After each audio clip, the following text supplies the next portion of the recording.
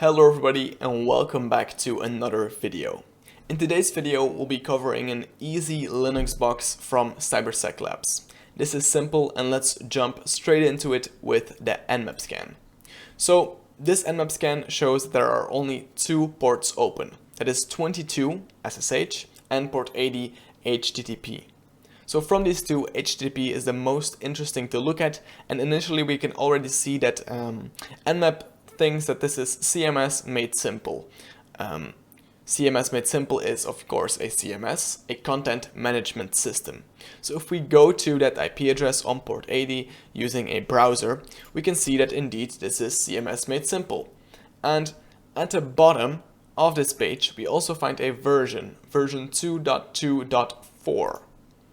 Now, when I have a version of some software that is running on a machine that I'm testing, I always look for already public exploits in that software. So in this case, we can do a searchsploit. I use -w to show URLs, and then for CMS Made Simple. And this shows there are a lot of exploits public for CMS Made Simple. So let's parse through these. So first of all, we can already get rid of all of those that start with 1 dot because we have 2.2.4. So that leaves us there with 2.2.14, which obviously is higher than our version, but if a vulnerability was found in that version, it is possible that it's also still in the earlier versions. So let's check that out. Arbitrary file upload, but it says authenticated. So that is only when you already have an authenticated user on the box, which we don't have. So okay, we skip that. The following one is also authenticated. Then we have an XSS. XSS is not really that interesting to us, so we'll skip that for now. And then the second to last line here, it says SQL injection for versions below 2.2.10. That's the only one that doesn't say authenticated. So let's see if that works. So if we go to that link, then we actually find that we are on an exploit, on exploit.db, and we see that this is an exploit in Python. So looking at it, it is has found a SQL injection in module interface.php with a get parameter. And what is it going to do? We will scroll down here to a place where it's going to actually do a payload. And from this payload, we can see that it seems to be doing a time-based SQL injection, because we can see the sleep statement there. It seems to be getting a hash, a password, an email address, and also a username. So, okay, very interesting exploit and definitely worth running. So that's exactly what we will do. So when we start running this exploit, we see that we have to specify a URL, and then it also has the option to crack instantly. So I supplied that as well, and it starts doing this try thing. So we'll just let it do its thing, forward this a bit, and we'll salt that it found in this case. So, okay, we have a salt, and then it goes and searches for the username, the email, and the password, the hashed password, like I said. Why do we want this? Why do we want to crack this? Well, this CMS Made Simple uses MD5 as a hashing algorithm, which obviously isn't secure anymore. We have fast enough computers that we can crack that reasonably fast. However, we cannot use a rainbow table in this case, or like a pre-computed table of all the hashes for all different passwords, because there is a salt. Now, what is a salt? A salt is where you add some secret, or not even secret, something to the end of a password, and then hash it. So that way, if I use the password ping draconian and somebody else does as well, we'll have different salts, and therefore the hash won't be equal. Now in this case, however, we also can just get the salt from the database, and since MD5 isn't really secure and it's reasonably fast to crack, I mean, it's secure, it's just that we can crack it really fast. We can try cracking it, and as you can see in this case, we found the password punisher really fast. So we now have a password. Let's see what we can do with that. So if we head over to /admin/login.php, then we can actually log in to CMS Made Simple, and let's see if this password works. So David, and the password was Punisher. If we submit that, we see that that actually works, and we are now an account here in the CMS Made Simple admin console. So that's really, really cool. But how do we move on from this? Now we are authenticated, and earlier we saw that there were a lot of authenticated remote code executions here. So we can start trying them out. So I tried out a lot of these, and then I stumbled across this one, CMS Made Simple 2.2.14, an arbitrary file upload. So if we go there to that exploit, we will find that this one is, this is not the one that I meant. Let's quickly go back. So here, authenticated, I think it's this one. Yeah, exactly. So this one is really, really simple.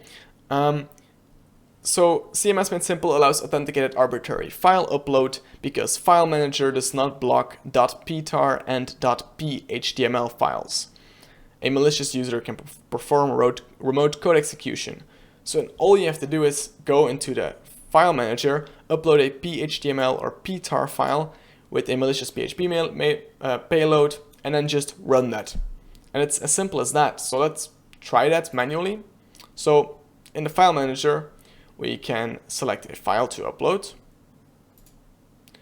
And let's select here a PHP file. And when I do that, we see that the PHP file doesn't end up nowhere. So this file was still left here from earlier. However, if I delete it and I try to upload a phtml file, then we see that that works. And when I go to that directory and I try to execute it, now my malicious PHP payload is just a system get cmd. So the get parameter cmd will be fed into the system command. So if we run /cmd equals who am I, then we will see that we are David. So we have code execution.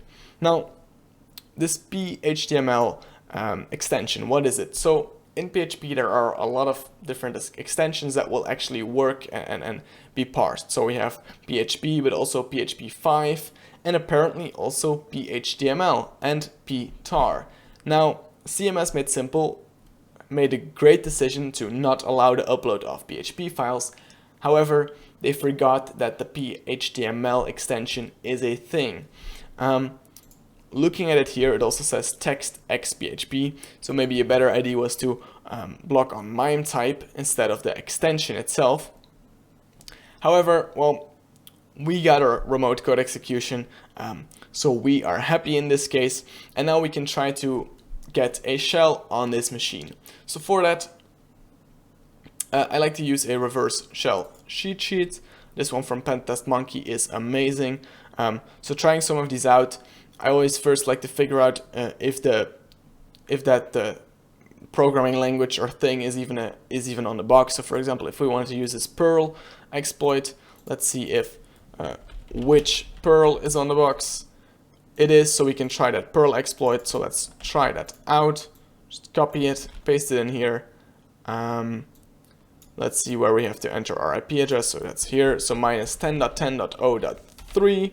And then the port is 5555. And then I'll start a listener here.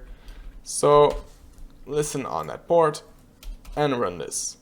And we see that we do not get anything back. That's okay, we can just try a different one. So Python, first of all, is Python on the box? Which Python?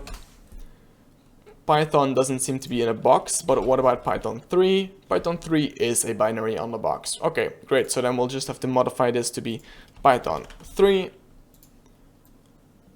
We can run that again. So the IP is 10.10.0.3 and my IP address is, my port is 5555. Then we'll change this to be Python 3 and we don't immediately refresh, and that is a good sign because that means that we actually have a shell as David. Okay, amazing. So as David, we obviously need to do some enumeration. Now, you've all heard of linpiece, but in this video I would like to showcase a different tool. It's a bit of a smaller tool, but definitely still worth it. It's Linux Smart Enumeration. You can easily find it on GitHub. And I've downloaded this on the box, and let's run it. So it's in /home/david/lse.sh. So you'll notice this will run way quicker and show way less output than linpiece, and I like running this first to see if there's anything that this finds, and then run limpys just to make everything a bit quicker. And you can see it first checks for users, so current user group. Is the current user in an administrative group? Apparently yes. So it finds a lot of things, but then here in our file system, it searches for uncommon setuid binaries, and it finds /bin/systemctl. Now, what is the setuid bit? So a binary runs as the user that you execute it as. So if I run cat right now or echo, it will run as me, as the user that I'm currently logged in with. However, if a binary has a setuid bit set, it will run as the user that owns the file. So for bin systemctl, let's see who that is. So ls/la/bin/systemctl, that is root. And this s bit, this s here, signifies that setuid is set. So if we execute systemctl, then we will be executing as root. So let's see how we can exploit that. Before we do that, I'm quickly going to upgrade my shell here to bash with this simple command. So import pty/spawn/bin/bash. And then let's go to getf_outbins, which is a great list of binaries. And when a binary is in this list, it's going to say like, okay, if you have setuid on this binary, these are the things that you can do to escalate privileges. So let's search for systemctl. We immediately find it, and if we are setuid, then we can get code execution. So I copied this here because this is kind of not easy to read, and I put that in a file here. And I modified it a bit. So the idea is that we are going to create a file. I'm going to call it rce.service. And this file is going to have a service. The service is going to execute something on start. In this case, I just said, okay, run the ID binary. Note that this is the full absolute path for this binary, and that is required with these services. So you cannot just type ID, you have to type the full path. So that's our basic service that I just copied from GTFO_bins. Then we are going to link our service and enable --now with our service path will run it. Our service will start running, and then we can see the outputs using systemctl status and then our service. So let's run this bit by bit. So first of all, we'll create our service here. Okay. We'll then link and enable it. Okay, that seems to have worked fine. And then we can do systemctl status of our service. And here we can see, okay, at this time it was starting the service. It then ran our command, and we have the output here. And then it said, okay, started service. So we have command execution as root here, which is amazing. So now let's see if we can quickly get a shell as root.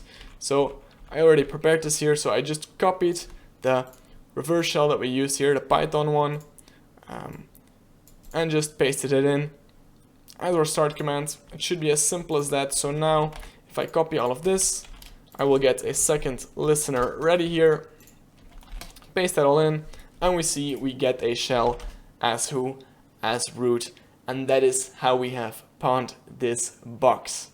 So that was a simple box. We went from a CMS exploit into another CMS exploit into a privilege escalation using a setuid binary. I hope you enjoyed this video, and I hope to see you back for another video.